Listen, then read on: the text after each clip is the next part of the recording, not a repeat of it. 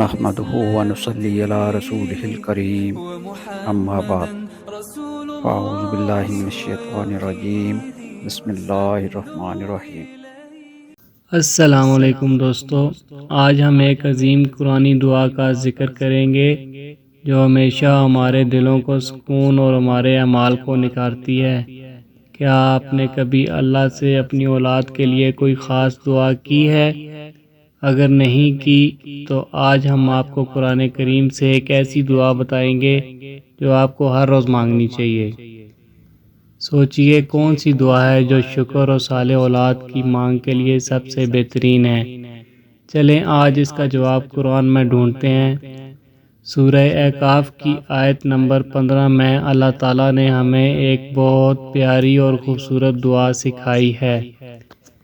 ترجمہ: اے میرے پروردگار، مجھے توفیق دے کہ میں تیری اس نعمت کا شکر بجا لاؤں جو تو نے مجھ پر اور میرے ماں باپ پر انعام کی ہے، اور یہ کہ میں ایسے نیک اعمال کروں جن سے تو خوش ہو جائے، اور تو میری اولاد کو بھی صالح بنا۔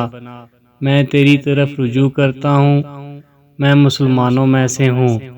سورہ احقاف آیت نمبر 15۔ اس دعا میں ہم اپنے رب سے پہلے اپنی اور اپنے والدین کی نعمتوں کا شکر ادا کرتے ہیں، اور پھر اللہ سے مانگتے ہیں کہ ہمیں صالح اعمال کی توفیق دے جو اس کو پسند آئیں۔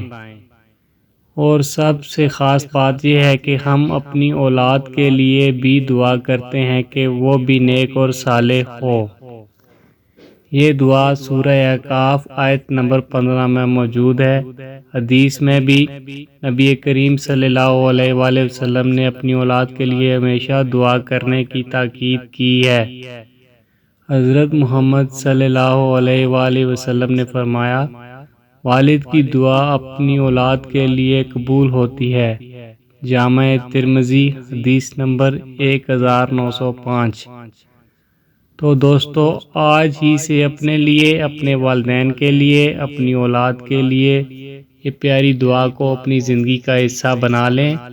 اگر آپ کو یہ ویڈیو پسند آئی تو لائک کریں، شیئر کریں اور سبسکرائب کرنا نہ بھولیں تاکہ آپ مزید علم و حکمت سے بھری ویڈیوز حاصل کر سکیں۔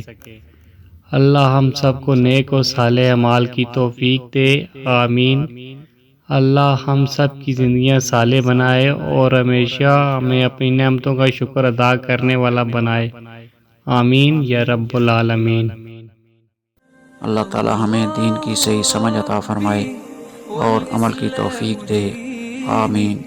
وآخر دعوانا ان الحمد للہ رب العالمین۔